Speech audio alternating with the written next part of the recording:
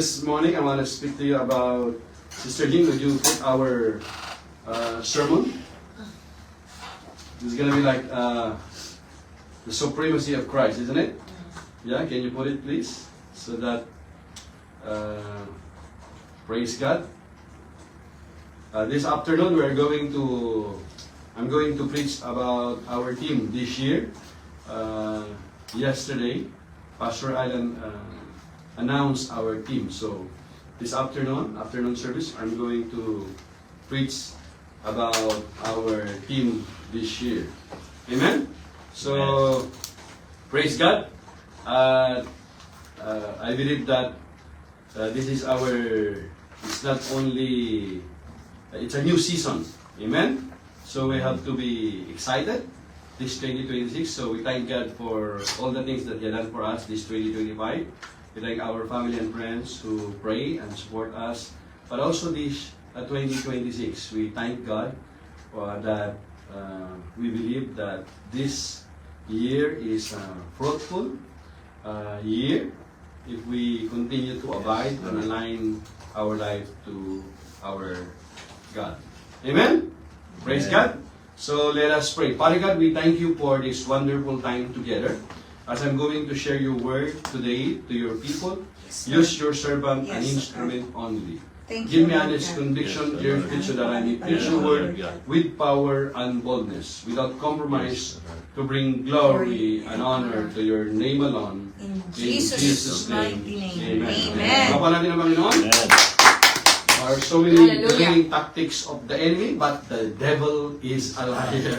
Yeah? Hallelujah. Amen. So praise God. This Jing, that's okay.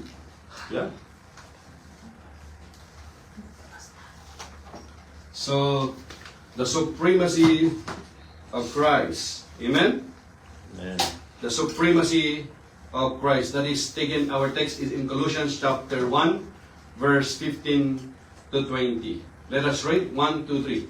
He is the image of the invisible God, the firstborn over all creation. For by Him all things were created that are in heaven and that are on earth, visible and invisible, whether thrones or dominions or principalities or powers. All things were created through Him and for Him. And He is before all things. Yes, and He is before all things. And in Him all things consist. And He is the head of the body, the church, who is the beginning, the firstborn from the dead, that in all things He may have the preeminence. For it pleased the Father that in Him all the fullness should dwell, and by Him to reconcile all things to Himself, by Him whether things on earth or things in heaven, having made peace through the blood of His cross.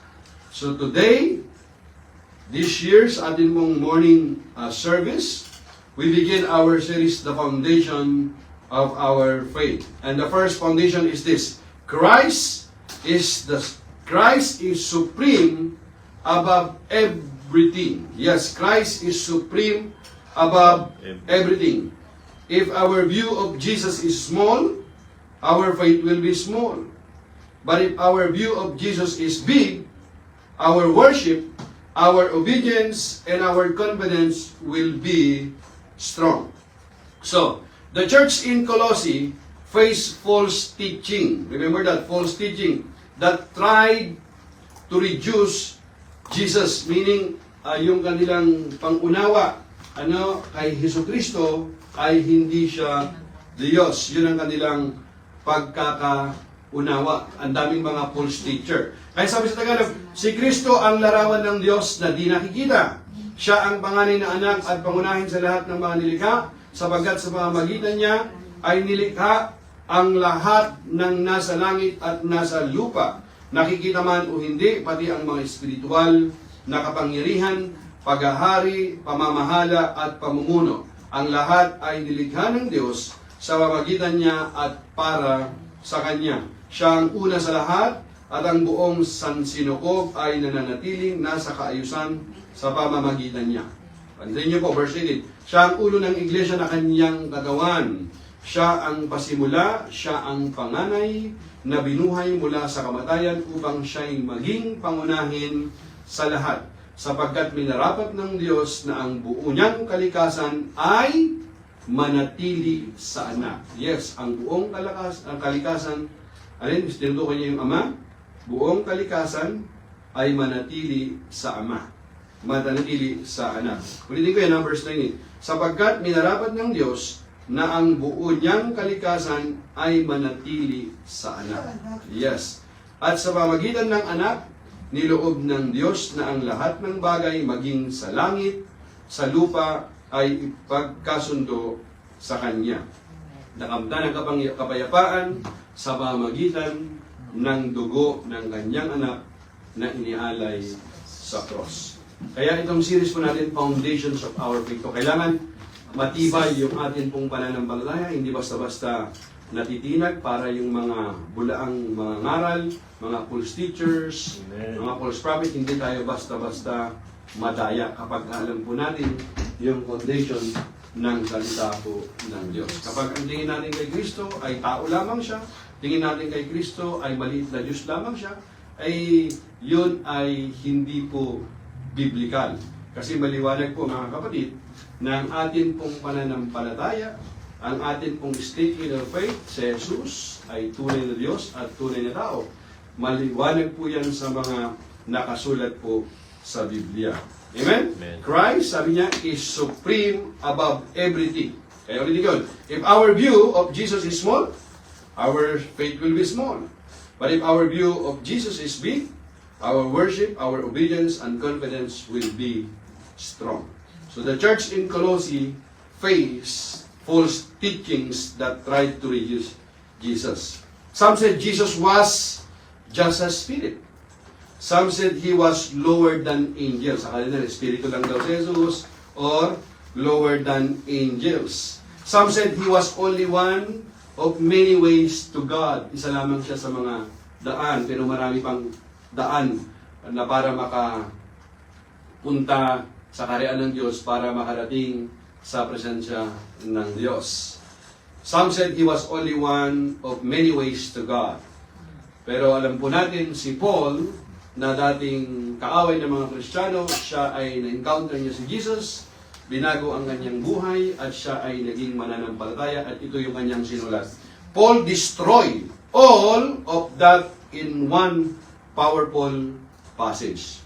So in this passage, in this verses, Paul shows Jesus as, pakikita natin yan, number 1, the image of God, the creator of all things, the sustainer of the universe, the head of the church, the fullness of God, the reconciler of all things. So yan, hindi po siya maliit na Diyos, hindi po siya mababa kaysa angel, sa anghel, hindi lamang siya espiritu, lalong hindi lamang siya tao. Tao ba yun? The image of God, the creator of all things, the sustainer of the universe, the head of the church, the fullness of God, the reconcilers of all things. So, dito pa lamang, this is who Jesus is. Supreme above all. Amen? He is the image of the invisible God. So, here, number 1, Jesus is the image of the invisible God. Colossians 1:15 very clear. He is the image of the invisible God. Si Kristo ang larawan ng Diyos na di nakikita. Jesus is the visible expression of the invisible God. Kaya hindi mo kasi pwedeng, gusto mong makita, makilala ang Ama sa pamamagitan ni Kristo. Kung nakita mo, kaya nga si Philip, kung maalala natin, pakita niyo sa amin ang Ama.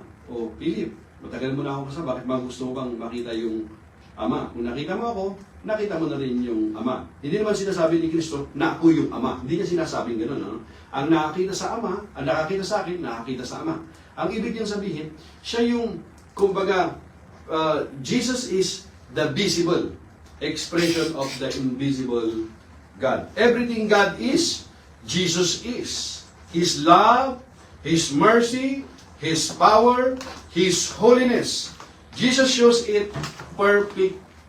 Ibig sabihin, wala pong labis, walang kulang.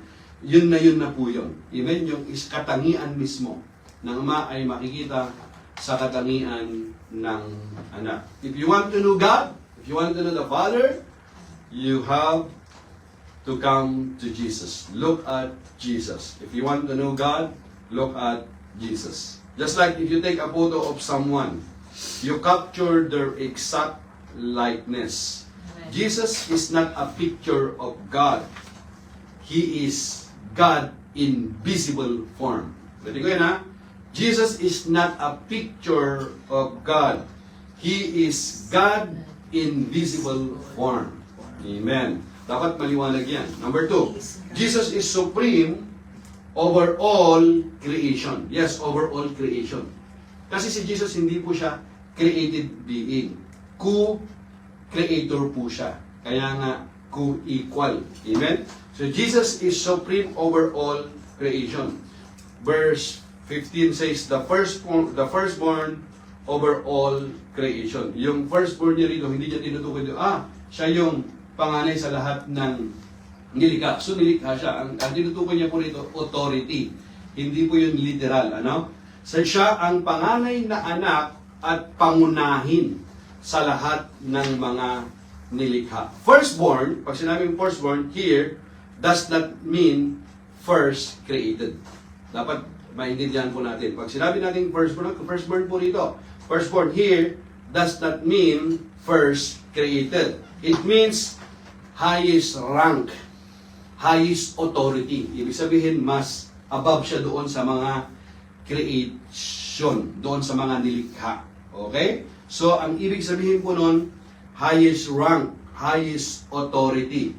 So, si Jesus stands above creation, not part of it. Hindi po part lang, not part of it. He is the rightful ruler of everything.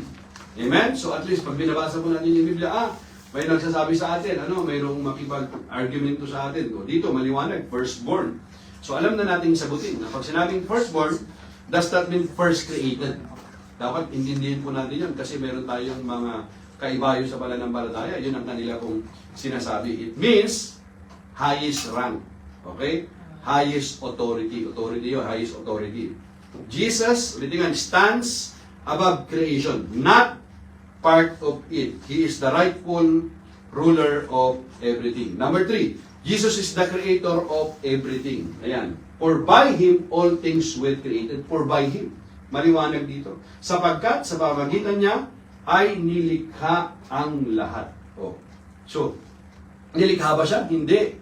Sa pamamagitan niya, nilikha ang lahat. Amen?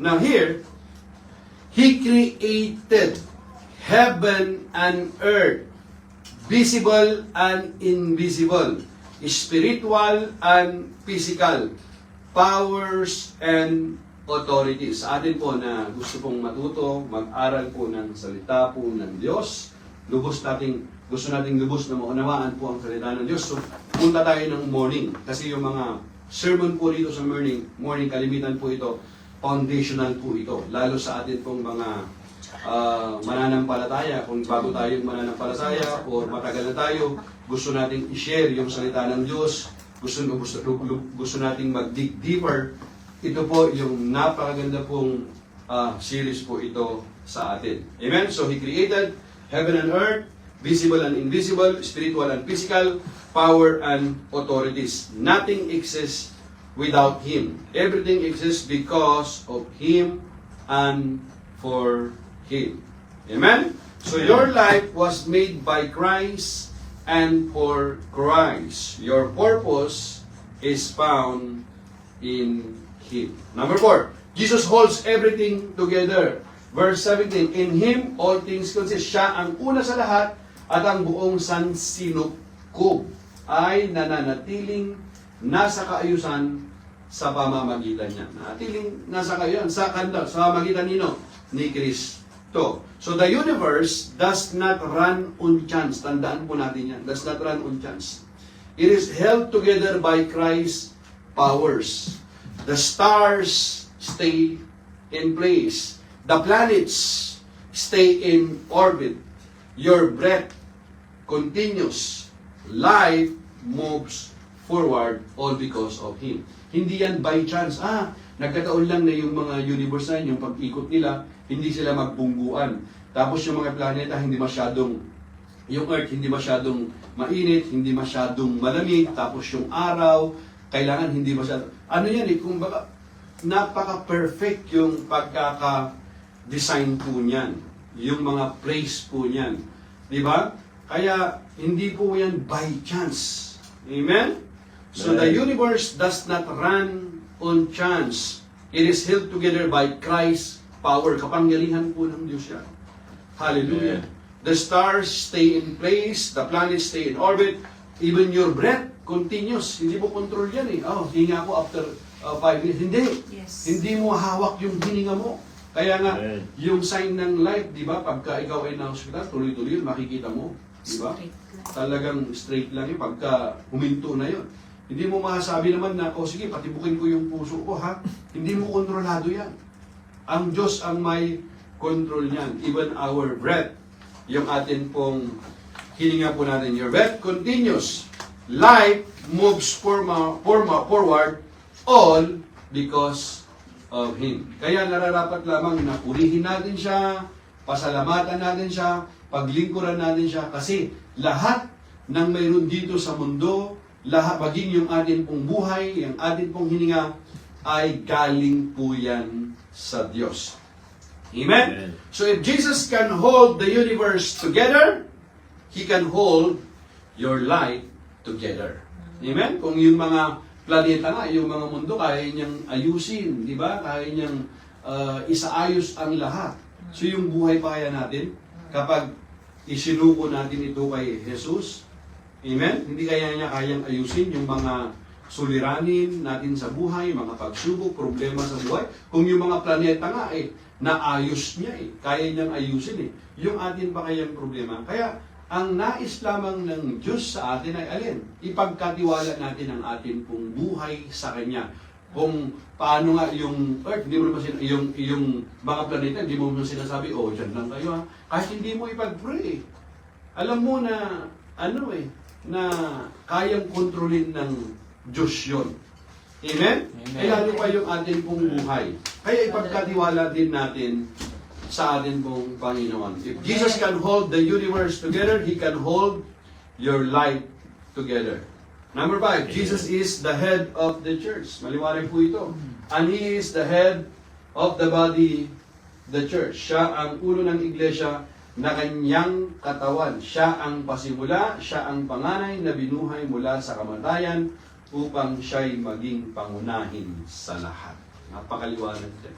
The church belongs to Jesus. Amen? He leads it, sustains it, empowers it, and grows it. Siya po yun. Anong ginagawa ng pastor? Guide lang. Pastor, kahit niya, yung pastor, di ba, ang ginagawa niya, sumunod lang sa kalooban ng Panginoon. Kasi ang tuloy ng pastor talaga, si Jesus. Siya po yun. Amen? So, leaders serve, but Christ is the head. Amen? So we follow Jesus' direction, not human opinion. Amen? So we follow Jesus' direction, not human opinion. The church belongs to Jesus. He leads it, sustains it, empowers it, and grows it. Pastors guide, leaders serve, but Christ is the head. Amen. Amen? Amen. Christ is the head of the church. We follow Jesus' direction, not human opinion. Amen. Amen? This is the opinion of many. That's okay. But, as a believer, a follower of Christ, we follow Jesus' direction, not human opinion. Amen? Number 6, Jesus is supreme in resurrection. Hallelujah. Colossians chapter 1 verse 18. Firstborn from the dead. Siya ang panganay na binuhay mula sa kamatayan. Think about it. Firstborn from the dead. Jesus is the first to rise from the dead, never to die again. Never to die again. When Jesus rise from the dead, never to die again. We know what happened to Lazarus. He rose from the dead. Jesus rose him. But he died again. Amen? Amen. But Jesus is what? Never to die again. That's why the message is alive, alive, forever. Hallelujah. Amen. Amen? His resurrection is the guarantee of ours. That is the guarantee that when we die, just like Jesus rose from the dead, we as follower of Christ, believers in Christ, His resurrection is the guarantee of ours. Hallelujah. Amen. Amen? Amen. Praise God. Kapag ikaw namatay ka, hindi ka, wala nang pag-asa, there's no more hope. No! There is hope in Christ. Amen. Even we die, we will live again. Yes. And when we live again, that is for eternity. Eternal in the presence of our King of Kings and Lord of Amen. Lords. Amen. Amen. Hallelujah. Amen? Amen. Number 7, Jesus is what? Fully God. Very clear, my brothers and sisters. Not small, not lesser God. No, Jesus is fully God.